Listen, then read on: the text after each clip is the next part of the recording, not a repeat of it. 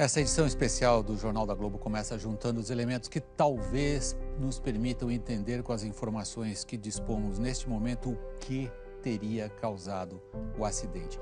Imagens que chegaram há pouco por redes sociais dão conta do ponto de impacto inicial do avião que trazia o time da Chapecoense nos morros perto de Medellín. Essas imagens foram feitas provavelmente por um helicóptero militar colombiano, não estão identificadas. Percebam que uma das asas já ficou ali no topo do morro. Vocês que o dia inteiro provavelmente acompanharam imagens feitas bem próximas do local do acidente, vão ter uma surpresa agora. O avião bateu ali e o que a gente viu em todas as fotos é onde os restos acabaram parando. Vocês têm uma ideia da energia que esse impacto envolveu. Esta altitude é um pouco abaixo da altitude que ele devia estar mantendo e é o que nós vamos tentar entender agora. Vamos ver as evidências, como eu disse antes, que estão à nossa disposição para a gente tentar entender o que aconteceu. Vamos estruturar um pouco a nossa análise a partir da máquina, a partir do avião. Este avião é considerado uma boa máquina para o que ele foi desenhado para fazer. Ele não foi desenhado para voar muito longe, levando muita gente em grande altitude. Percebam, pelos números dele, vocês podem imediatamente entender para que esse avião existiu. A velocidade dele não é muito alta para um jato, 555 km/h. A altitude ao qual ele normalmente chega também não é muito alta para um jato, 10.600 metros. O alcance dele, para uma aeronave desse tamanho, é relativamente pequeno, porque, embora ele fosse o avião da família real inglesa, ele era um avião pensado para ser usado em distâncias curtas na Europa. Ele pode ficar no ar e se aproximar, depende de muitos fatores, umas 4 horas e meia até acabar a gasolina nos tanques. E ele tira do chão 43 toneladas. Para que vocês tenham uma ideia, qualquer um desses aviões mais populares em uso no Brasil tira quase o dobro de peso do chão. Vamos ver a rota que esse avião estava fazendo.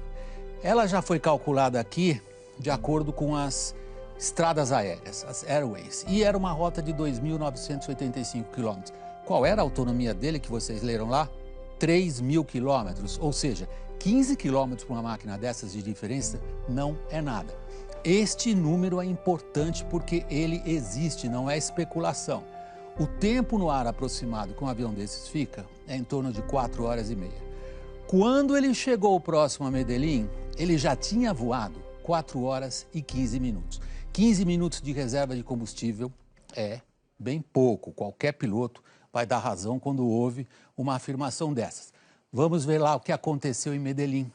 Ele se aproximava de Medellín, mas não estava sozinho. Outros aviões também estavam se aproximando desse aeroporto.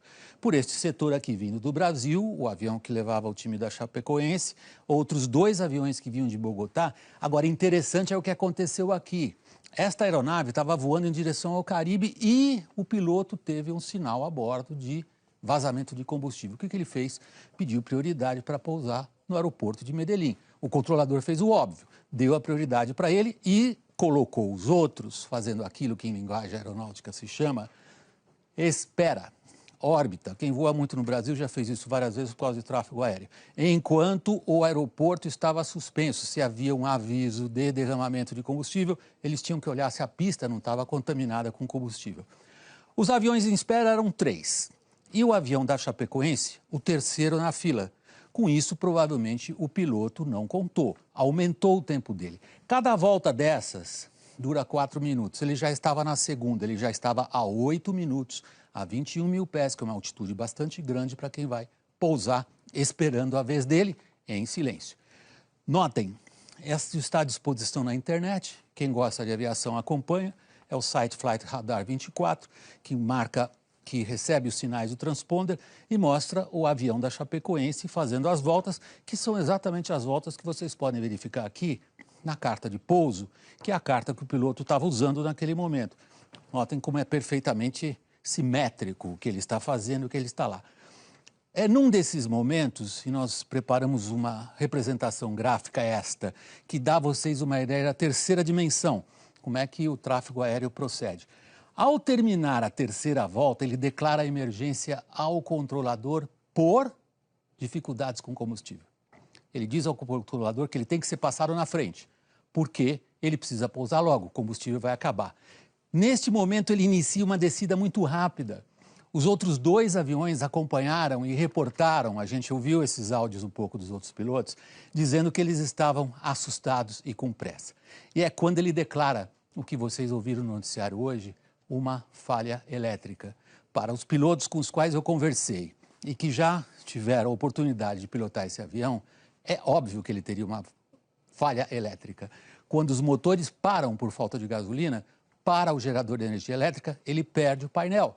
É quando este piloto deste avião começa a pedir para o controlador de Medellín, outros áudios que nós ouvimos também, por favor, nos ajudem a encontrar o caminho do aeroporto.